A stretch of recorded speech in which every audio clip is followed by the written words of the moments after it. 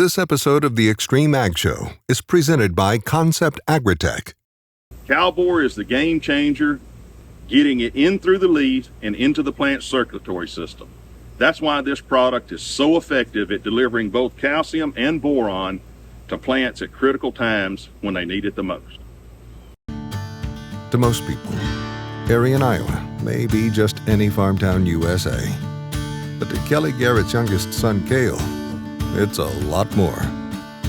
Whenever anybody asks, I say I'm literally from Paradise. The township where the homestead's at and everything is called Paradise. Best place to live. When I was in high school, you could get off early for a job. So I just left at noon and came here every day. I never really liked school that much. I prefer working. I don't like to sit in the planter or the tractor because you're just sitting in the same spot all day and you're just watching one thing drive. I like to go check fence and check cows because the fence could work, could be broken, something could do with the cows. You might have to chase cows and move them, or just driving around checking stuff. Normally, you would just come out here and you'd let your cows out and graze everything. And then they're gonna eat some grass down and then go to the other grass, and then this grass is gonna grow back up and it's new and it tastes better. So they're gonna come back and try to eat that. And then they're wasting the rest of the grass just walking through and laying on it all the time. Smashing it down, it makes it not last as long. And you just feed your cows in your common area here, or you might have to chase them the first couple times. They'll come running down in here, you just shut one gate, open the next, and you let them into the next paddock, and you just do that all summer. And the grass will last quite a bit longer, honestly. Cuts down on the hauling to other pasture time and hoping it rains so your grass grows everywhere else. If everybody's concerned around here is moving them from one paddock to the next, you're gonna think you're wasting all that time chasing cows. After the first couple of times, they really figure it out on their own. They're gonna be trying to get into the other paddocks because they know that's where the good grass is. So when you call them in, they'll come running and you just shut the gate right behind them. It's really, like at first, it's kind of annoying you to go in a four-wheel and you gotta bring them all in, but after like 5 times, they kind of get the routine. The pairs just get separated out and about, especially baby calves. They just get separated. Well, they were used to being over here, so when the cow loses its calf, first thing she's gonna wanna do is come back to where she was, because that's where she's gonna think it's at. So we just put this little pin in. When you come check the cows, the first thing you see is a cow bellowing over the fence right here. Walk over there, shut the gate, she's caught. You don't have to go get it. Then you just gotta go find the calf that's bellowing, and then you can come bring them together. Leave them in here for like an hour, they pair up, you let them back out. It works like a charm.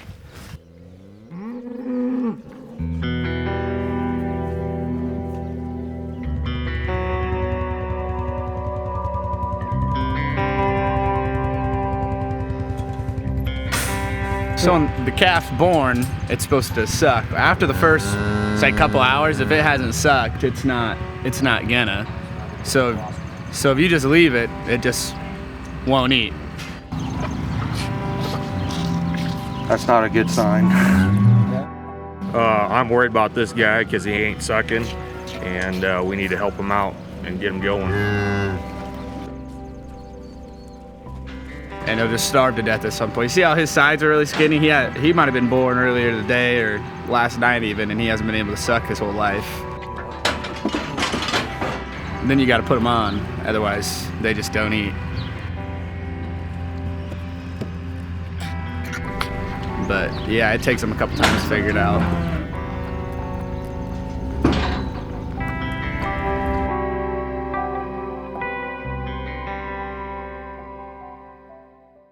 Amino Grow is an exciting new product put out by Concept AgriTek. What we've seen is an increase in fruiting sites as well as branching, and this has equated to yield.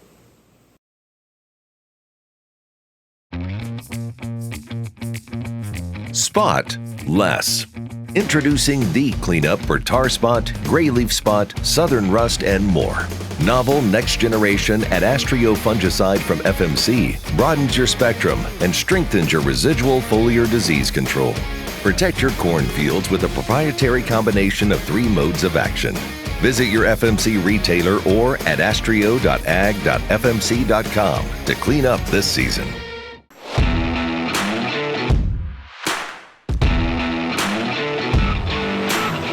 Introducing Demco's newest dual auger grain cart design.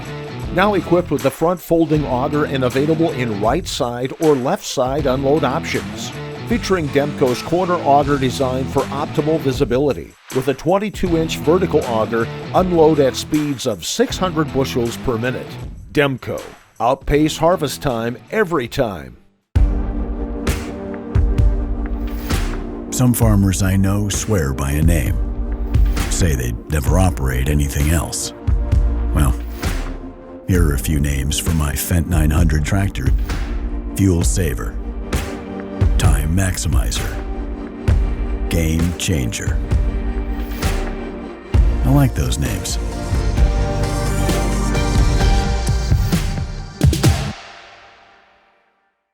BioHealth is a product by Concept AgriTek made up of a consortium of beneficial biology that actually colonize the plant and boost the plant's immune system from the inside.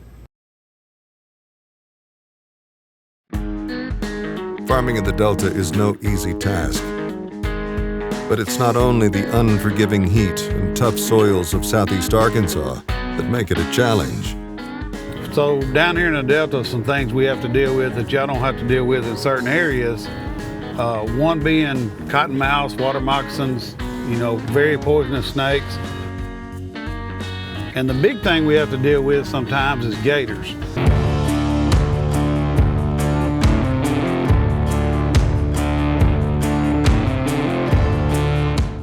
They'll be in our rice fields, they'll be in our corn fields, they'll be in our cotton fields. You never know where they're gonna be. They hiss, it's kind of between a hiss and a growl, and it will, I promise you, to scare you. Now, I haven't done it in a cornfield, I've done it in a rice field, but you never know when you're gonna walk up on one. Dustin Farms is some of the most gator-infested land that's in Desha County, and it's about 30 seconds to pound a gator. Yeah. I know that they're there by the sounds that they make and seeing the corn moving. You got to get out of there pretty quick. I don't want to walk up on one and lose a leg or something if I can't see them. Gators eat red ear turtles, fish, if you're crazy enough to get down in there, a wounded bird. Beavers, they actually introduced the gator to our area to control the beavers. I think they failed. Yeah, that didn't work out real well.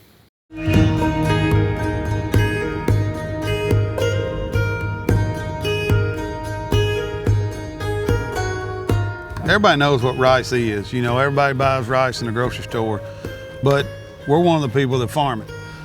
The thing about rice is, and the misconception of rice is, that it has to be, when you see the movies and they're at Vietnam or whatever, the rice is always underwater. And that's kind of a fallacy, and we say that all the time. Rice doesn't have to it don't have to be flooded to make rice. So this is an unconventional way of planting rice, which is becoming to be. It's insurance. You can be insured now. Yeah. So it's called row rice. So what we're doing is putting the rice on a raised bed, just like we do our corn and beans. We'll actually furrow irrigate it just like we will corn or beans. So it's a new way of growing rice. It's still a pretty good yield. Works well for rotation, and you don't have all the levees there where you don't have to spend all the money in tillage that you have to have in contoured levees. So we've got two types of rice on our farm. One is the row rice and one is the zero grade. Rice is a grass crop just like corn. And what we're seeing is, we're able to, we're starting to pay attention to the micros. That's something that's kind of been overlooked, which it has been in corn and beans too, but for sure in rice is our micros and PGRs and, just different things that we're using on these other row crops that we... Treating it like a main crop, not a secondary crop. Yeah. Yep. It's high input, it costs a lot of money to grow it. Our zero grade farm, probably, what would you say, we have 40 dry days a year? Yeah, something like that. We try to do it all on tracks because, the ground's so spongy, it's clay. So it's real hard to see right now because it's so small. I mean, rice is just a little, like a hair, but you see all the cracks in the ground. So this allows,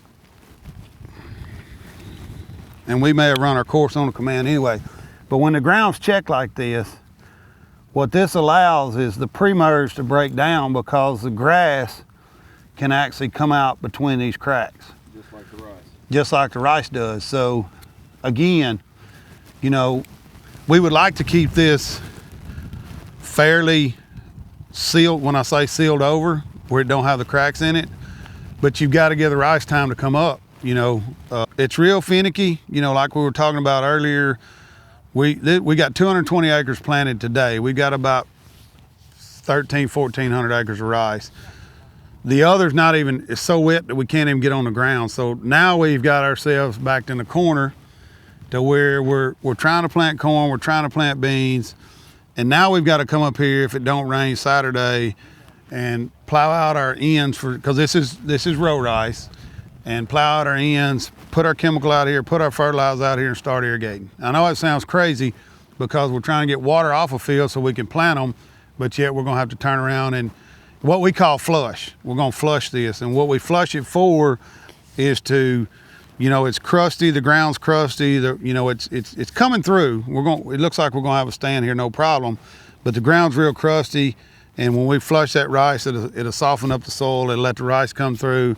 It'll also reactivate the pre-merge, give us a chance to put another pre-merge on, and also put some of our early fertility on the rice. So, you know, that's what we're looking at now. We'll have a lot more to talk about rice as we go. Next time, if we're standing out here, we're probably gonna be standing in the mud, and hopefully we're looking at some really nice green rice. So that's the story on the rice. There's not much to look at today, other than a little bit of dead ryegrass and the rice starting to come up, but we'll have some more news on it as we go.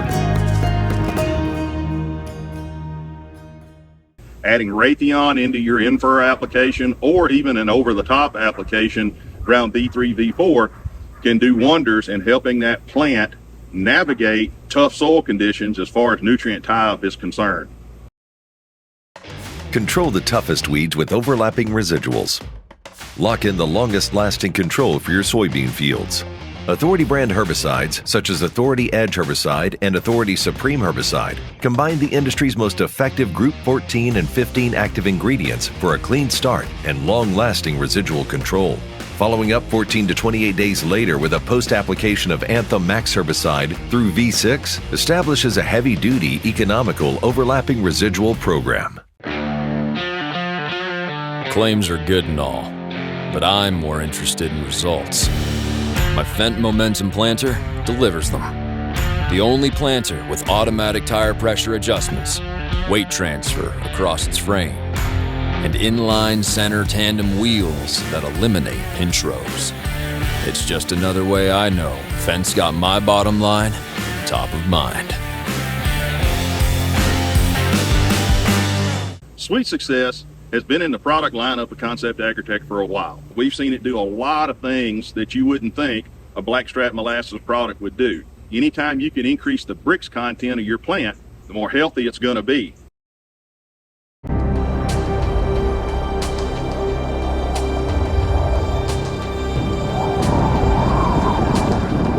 Last night, an unexpected rainstorm blew up.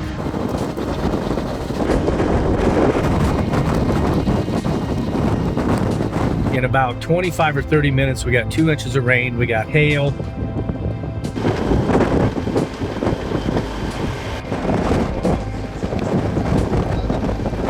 The corn will be okay because the growing point's not above ground yet, but the emerging beans are very fragile, and it really kind of sucks. And I'm not in the greatest mood today thinking about replanting 1,000 acres of beans. You know, we've got hail insurance, things like that, but to have to go do all that work again, it is expensive to put the fertility out again, it's expensive to put the seed out again, it's expensive for the time. The insurance doesn't cover all of that, and it's really just a downer. I believe it'll be a yield penalty. We want to get the beans in as early as possible because every 3 days they put on a new node all the way up to the summer solstice. On June 21st, Mother Nature says, hey, get out of vegetative, go into reproductive. And it doesn't matter when you plant those beans, they're going to do it approximately June 21st. And now we're shortening up that time. Dunlap, 15 miles away, didn't get a drop. That's how tight of a little microblast this was. Mother Nature really kind of kicked us in the teeth last night. That's farming for you. Mother Nature is unpredictable and unforgiving.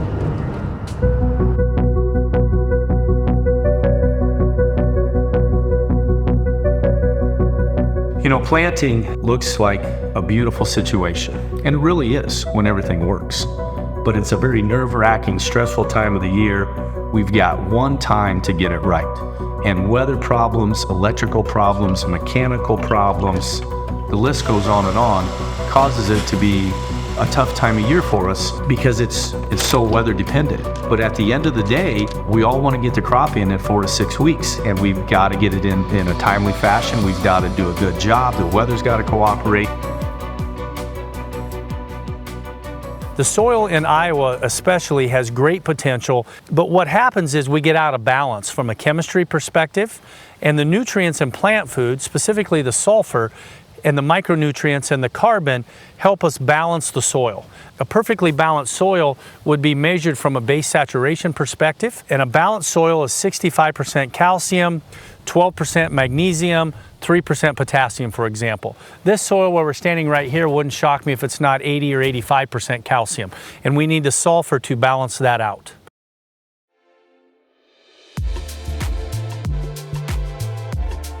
You know, a lot of the challenges that we face in Iowa, we very much feel a clock ticking because we want to get the crop in. If we have a late spring and then you don't want to come into June planting, I wish every year the sun would come out and I could start planting on April 5th to April 10th, be done by the 1st of May, get everything growing, have a nice growing season. It just doesn't work that way. There's times we don't start planting corn until May, then you get a couple of rains. I've experienced some times where we're planting in June. I remember still planting on Father's Day. That's a challenge in Iowa, you know, in what I would say is in a northern climate, that we very much are on a clock versus the southern people. Now we have some other advantages versus the southern people. The number one thing would be the soil that we have, you know, versus what Matt talks about is sand and things down there, or Chad talks about that red dirt. So there's pluses and minuses to all geographies, but the hills that we've got here, the cold temperatures we've got here, things like that are the challenges that we face in Iowa. The terrain here that we have to deal with can cause enough problems that it really slows down productivity.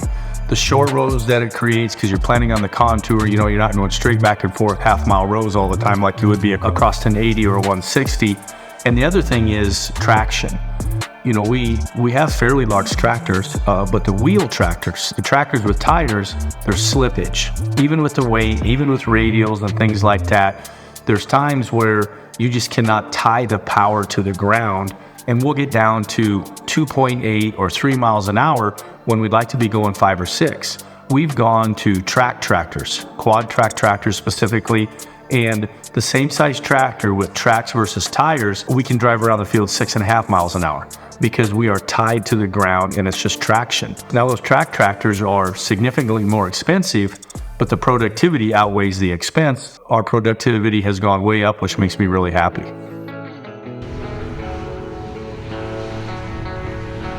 And my goal is to not only farm sustainably, but to do it while raising 442 bushel corn. I want to show the world that it can be done at the same time. That's truly the goal. The goal isn't just to raise 442. The goal is to raise 442 sustainably, and I believe that's possible.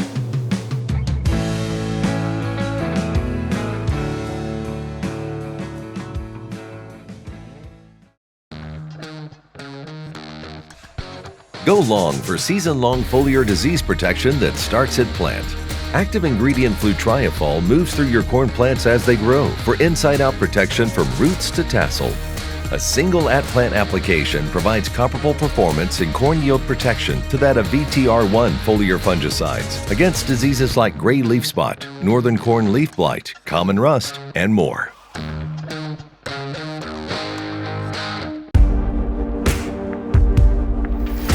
Some farmers I know swear by a name, say they'd never operate anything else. Well, here are a few names for my Fendt 900 tractor. Fuel Saver, Time Maximizer, Game Changer. I like those names.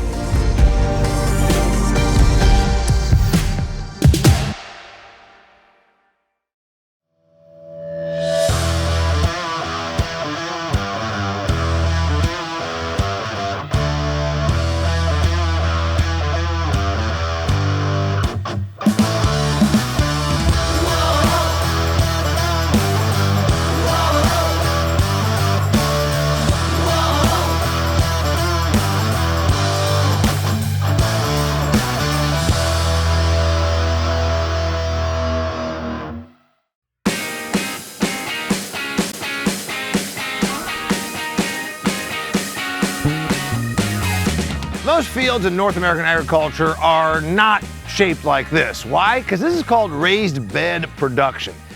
Why do they do this? Well, I'm in Matt Miles' field in McGee, Arkansas, where the ground's pretty flat, but they have to irrigate, and they also have to manage for excess water. You see, as it turns out, this is all about water management. So look behind me and you may notice a very slight change in grade. As it turns out, that end of the field has been graded just to be a little bit below this one. Why? Because a polypropylene pipe right through here, every year during the crop production time of year, there will be water running down this furrow. So you have to have the furrows to carry the water.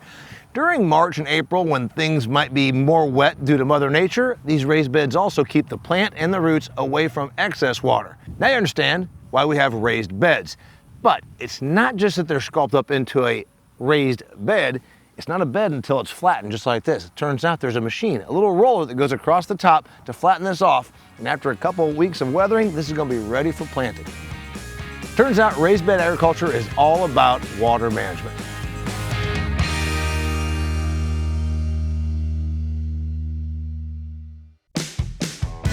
For Chad Henderson, it's time to plant in northern Alabama. At Henderson Farms here, we're farm about 21 or 22 up to 2,500 acres of wheat a year. And then we're going to double crop those. We'll have about 1,000 or 1,500 acres of beans that's not double crop, and then the rest will be corn. Probably somewhere around 26 to 3,000 acres of corn. And every year we work a lot of river bottom ground, so you don't ever know like if you're going to plant that this year or not plant it or what it's going to be in. It's just according to the season that it is and when it gets planted. So we'll let 400 or 500 acres float around, okay? And we set that up because of the machines we got. We mainly gonna run 3 machines. We have 4 machines and might run 4 sometime, but I like to run around 800 acres per machine on wheat. Our goal is to have the wheat crop out in X amount of days, which is about 10. And for that to be done, that's kind of the numbers I like to roll around, you know, and it's all about math. You know, it's not about, oh, I got 5,000 acres of wheat. No, it's about how many days I can get it out and how many days it's going to cost me on the backside on planting beans. XtremeAg show, here we go. Chad and his father Mike work on a mix of nutrients. But the application for this season's crops started at the end of last season. This is what we're doing now. We're putting in the 28005 that goes in our strip freshener. We're putting liquid down in the spring, so we put our P and our K down in the fall as dry, and then we come back in the spring where we don't lose our nitrate, and we run a freshener over our strips and put 28 down then. It'll put anywhere from 10 to 20 gallons according to what we're trying to do in that strip. So that's kind of like my starter, and then it lightens the load on my planter. But that's all we're doing now is getting our tanks loaded up. Let's go to the field. When conditions are perfect, there's no time to waste. Chad and Mike know that daylight goes quickly. Well, this has got about 2 weeks on it from strip freshening, and it's got a couple of rains on it, and you'll see how flat it got. And this is kind of what I like to do because then we have consistent seed depth, consistent moisture all the way through. It's less likely to have air pockets, you know, under the seed or anything. So this is kind of what we'll look like if we can get a couple rains. If it don't get a couple rains, we'll lay in there right behind him and it'll be fine. It's got moisture down there and we're sealing it down. But this is the prime conditions that we were planting in. We'll come back, if you'll see some ryegrass and some weeds here, we'll fall in right behind the planter with a herbicide rate, burn all this down, and we'll be off to the races. Like all farmers, planting precision is vital to the success of the crop. They'll plant some test strips, Check the seed depth and singulation. Make sure it's perfectly dialed in. You only get one shot, and the clock is ticking. So we started out today and we was running around the shop like a chicken with her head cut off, spraying wheat. We had to change trailers because I needed the planter trailer for the strip till. Then we come over here and we're gonna try to set a planter all in one day. And we're gonna run in and see if we can run on top of these strips, maybe get this burned down tomorrow, and off to the races. We finally started. Hashtag Plant23.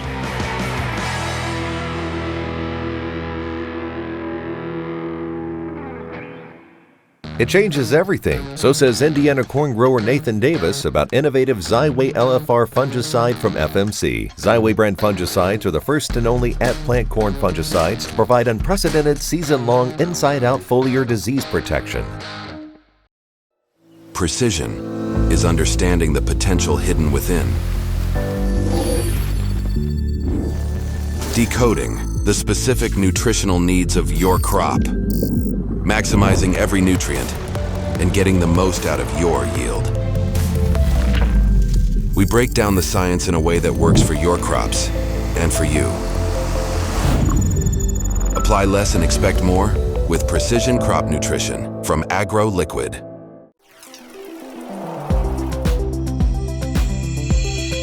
So zinc's important for a couple reasons. One, it's key in defense mechanisms. It has a lot of processes that deal with that. Also key in the germination process in the young plant's life, helping fight diseases and all that stuff. The other reason it's important, there's a relationship to phosphorus and zinc in the plant. So we always want to keep it in a 10-to-1 phosphorus to zinc relationship. And once that gets out of balance, you can get some issues rise in the plant. If you got too much one, too much the other. You know, on Kelly's farm here, he's got high phosphorus because of his nutrient management practices. So we're always adding zinc here to keep that balance intact, I guess would be the best way to put it. And it's not easy sometimes. You know, we apply some zinc to the soil. There's some instances where the soil has got enough zinc, it's just tied up in various ways. And it's not getting the plant, so we still have to either put it with a planter or spray it on. So we're always adding it, and it's vital in those key time frames, you know, keeping that defense mechanism structure going in the plant.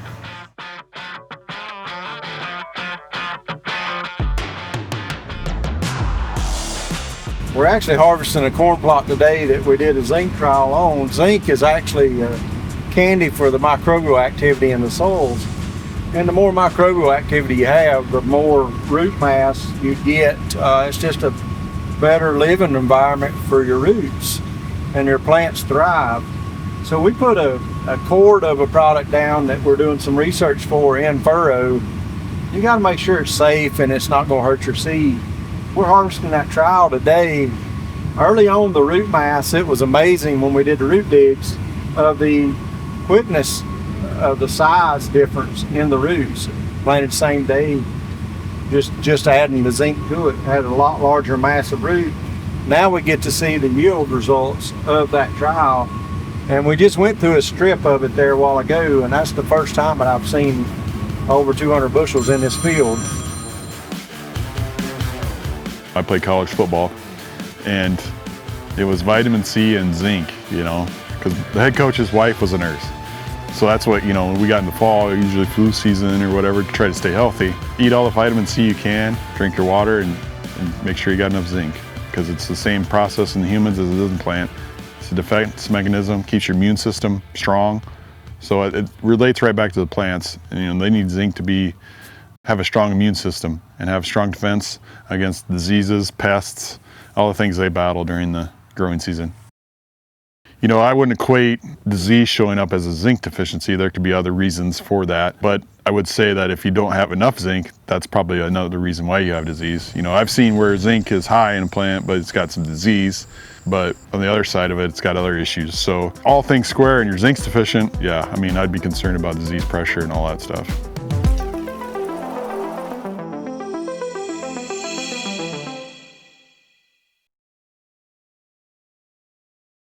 Next week on the XtremeAg Show. I was fortunate because we always stayed with one bank the whole time. I've been with that same lender since I was 16 years old. they decided to sell the bank. They didn't want no part of agriculture. We want you to liquidate all your accounts with us. It was bad. I mean, you lay in bed at night and you didn't know if you was going to get to lay in that bed a week from now.